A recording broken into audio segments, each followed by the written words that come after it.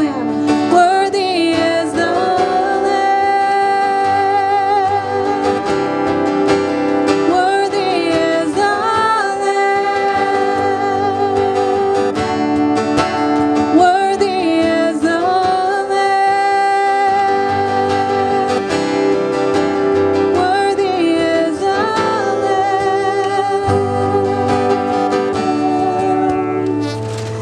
Is he worthy?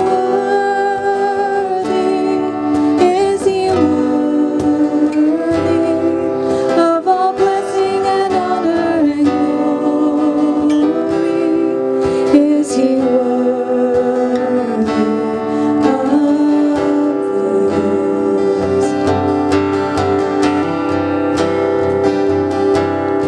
He is.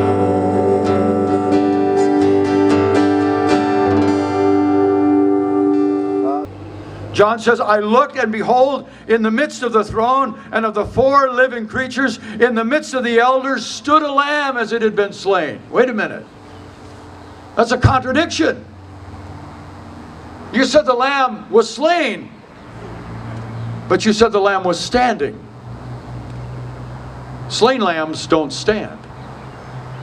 The position of a slain lamb would either be hanging upside down to drain its blood for kosher reasons, or just laying on the ground. A slain lamb can't stand. But when John saw the lamb, he said, I saw that lamb as if he had just been slain. What did he mean by that? Maybe he saw some blood. Maybe he saw the wounds. Maybe he saw the scars on Jesus. But he knew that lamb had been slain. He knew that. But here's the unusual thing. The slain lamb has now become the standing lamb. The lamb that was slain got up. What is that a picture of? It's a picture of what we're celebrating right now this morning.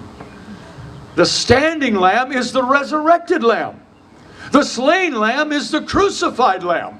But the standing lamb is the resurrected lamb. So the silent lamb was silent so that he could become the slain lamb. But the slain lamb is now the standing lamb. He's alive. He's resurrected. He's standing. You see, the slain lamb conquers our sin. But the standing lamb, he conquers death. Jesus Christ is the one that he could say about himself in Revelation chapter 1 verses 17 and 18. He says, I am the one who was alive. I became a corpse, and now I'm alive forevermore. And I have the keys of death and Hades. I have them now. Why? Because he's the standing lamb.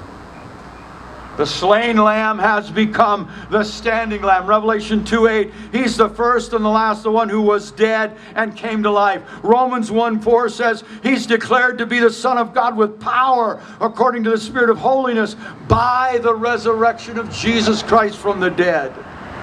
Remember when he raised Lazarus from the dead? In John 11, he said, I am the resurrection and the life. Do you believe this?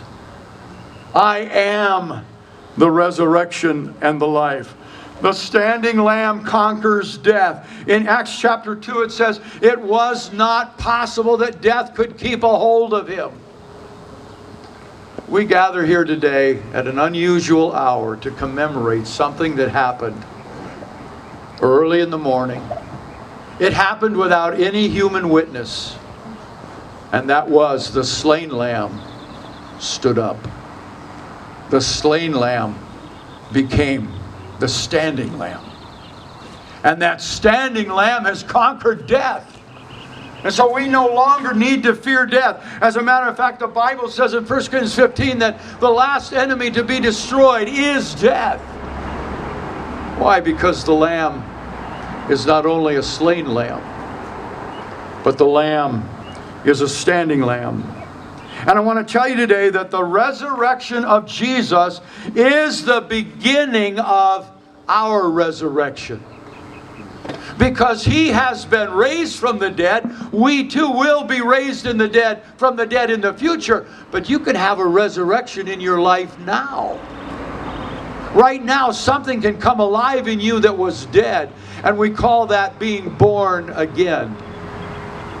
The Bible says that we are dead in our trespasses and sins, but we are made alive in Jesus Christ. That's a resurrection. The Bible says that we are born again by the resurrection of Jesus Christ. His resurrection, miraculously, is the beginning of your resurrection. Have you experienced that? Knowing the standing Lamb has caused something to come alive in you that was dead before. And now you're connected to God, and you can know God and love God and receive His love.